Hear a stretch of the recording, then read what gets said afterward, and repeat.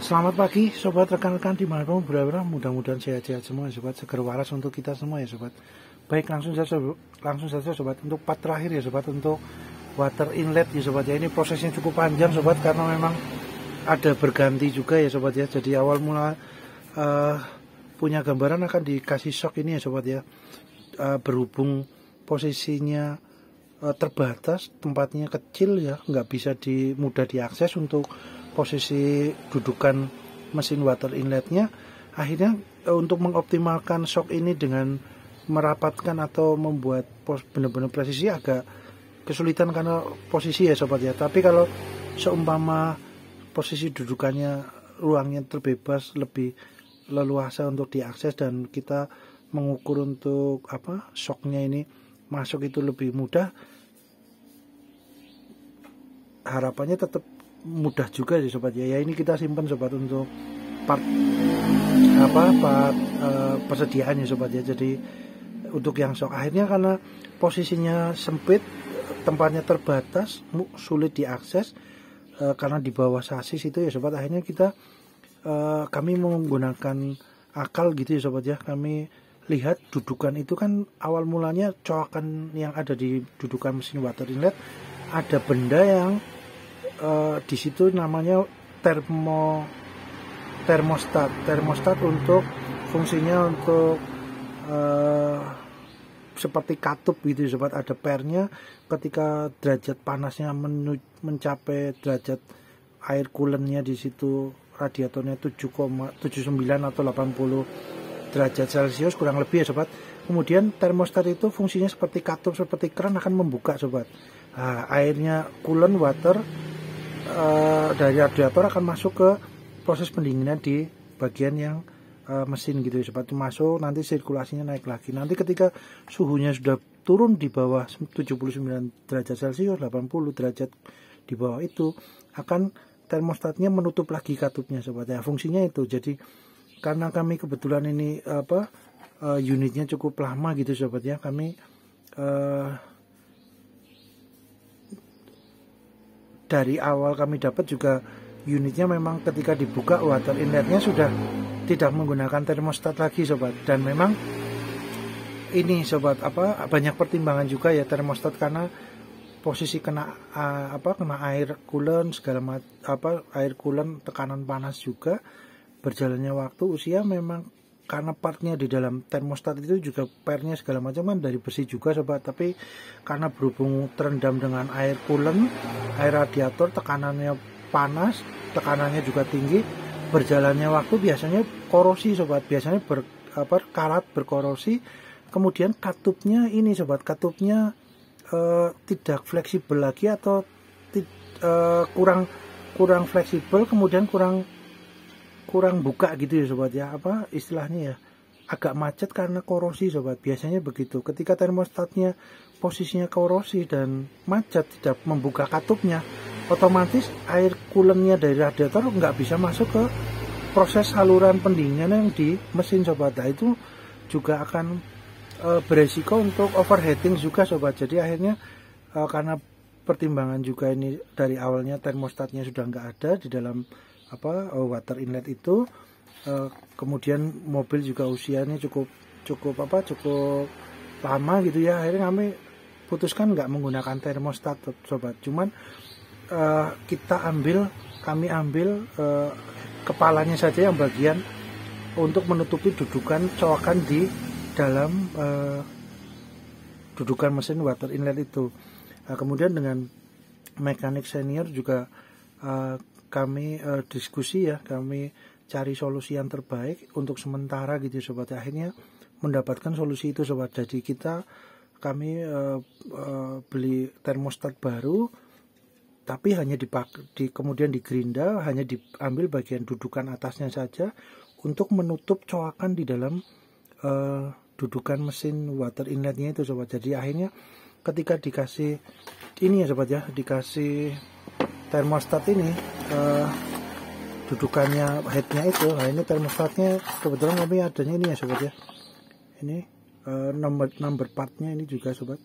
Nah itu pas sobat, karena memang aslinya memang ada termostat di situ ya sobat ya. Nah ini kami gunakan hanya headnya saja, kami gerinda, terus untuk per-pernya ini akhirnya disimpan saja ya sobat ya. Nah ketika dudukannya sudah posisi pas dengan mekanik senior, ditambahkan plastik steel gitu ya sobat, lem besi itu ya sobat ya, untuk menutup celah dan untuk merekatkan dan benar-benar membuat rata gitu ya sobat, benar-benar flat. Terus kemudian celah-celah yang korosi itu yang sekitar 2-3 mili itu tertutup dengan sempurna gitu ya sobat. Harapannya itu kemudian hasilnya cukup demes sobat ya, kalau bahasa di daerah kami demes sobat, demes, mantap. Kemudian dipasang, kita tunggu dulu sehari semalam. Kemarin malah prosesnya kami tunggu hampir 2 hari 2 malam ya, karena menunggu juga teknisi senior menjadwal ulang untuk untuk datang gitu ya sobat, karena beliau jadwalnya juga cukup padat. Akhirnya 2 hari berlalu, malah kami juga cukup senang juga ya, cukup optimal untuk plastik steelnya, lemnya lebih kering lagi ya sobat. Jadi 2 hari 2 malam kita tunggu, akhirnya datang beliaunya, kita pasang.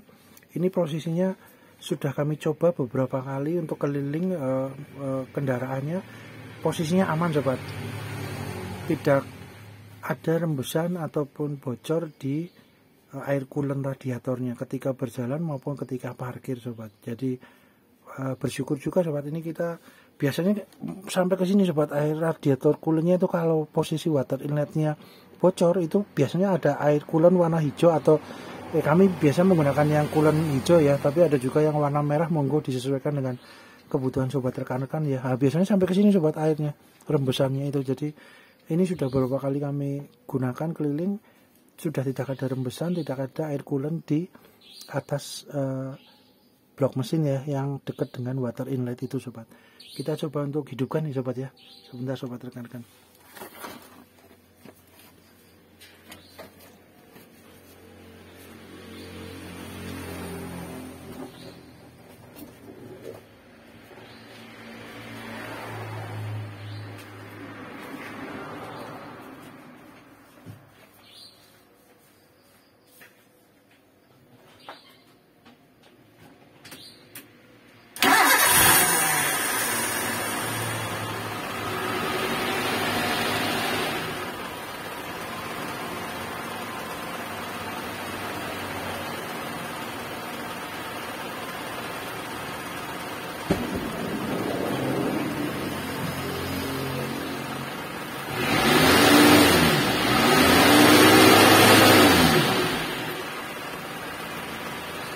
Jadi ini sobat, bersyukur juga ya, dengan optimal sudah mesinnya anteng, tidak bergetar gitu ya sobat ya. Jadi anteng, nyaman, terus responsif juga sobat.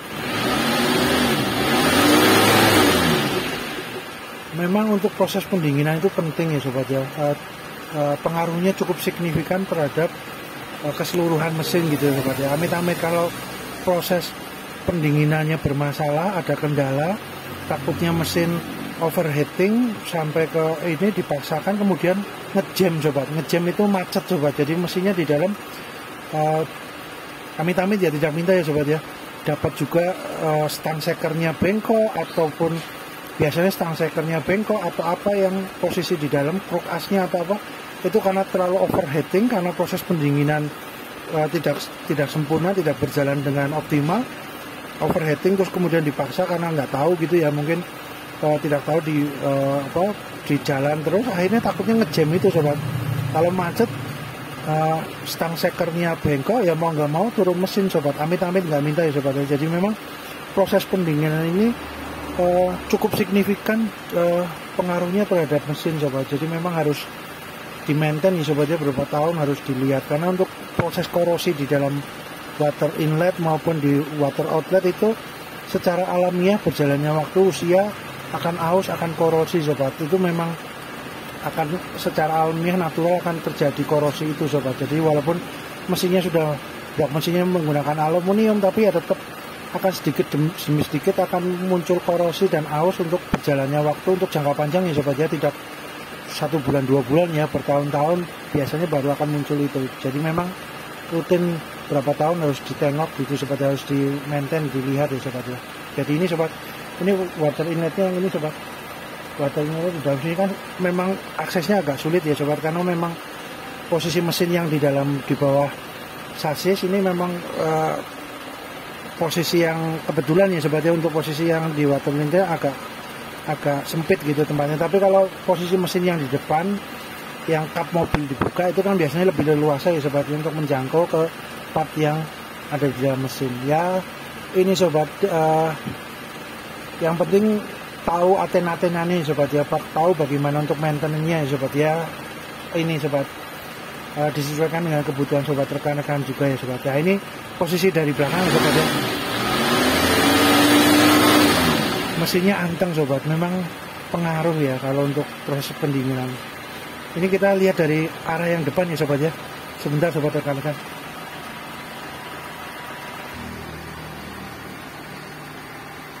Oke, lanjut ya sobat rekan-rekan.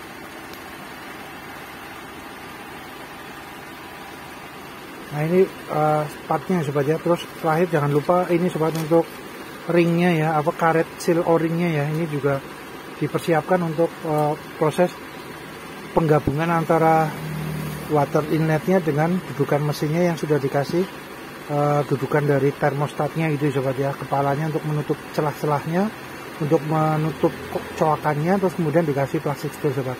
Nah ini posisi water inletnya juga sobat. Water outletnya juga sudah kemarin juga proses sekalian di cat ya sobat ya, sekalian dikasih epoxy cat dasar, kemudian dicat kaleng cat hitam metalik. Kebetulan dari pilok kami adanya prosesnya itu optimal juga, ditunggu sampai kering semalam 2 malam untuk cat dasar epoxy yang di dalam water outlet juga sobat. Ini yang inletnya sobat ya, kita dekatkan sobat.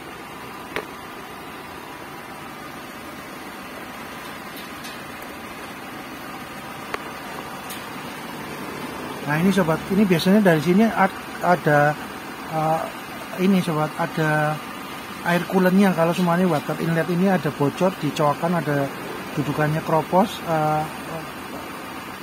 kemudian ada rembes bocor, biasanya air coolernya akan keluar juga dari di mesin belakang itu di atas maupun yang di depan ini sobat, akan muncul juga. Ini bersyukur juga sobat, aman, tidak ada rembesan atau tidak ada bocor juga sobat, mantap.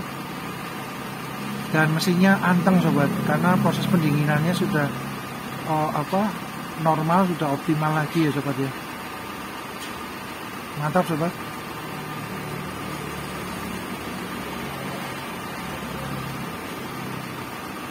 Terus kemudian di sealernya sobat, itu sealer yang tahan panas ya sobat ya, untuk memasang selang-selangnya ini, selang-selang water inlet maupun selang water outletnya dikasih sealer yang hitam yang untuk menahan panas ya sobat ya. Mantap sobat, mudah-mudahan bermanfaat ya sobat rekan-rekan. Terima kasih.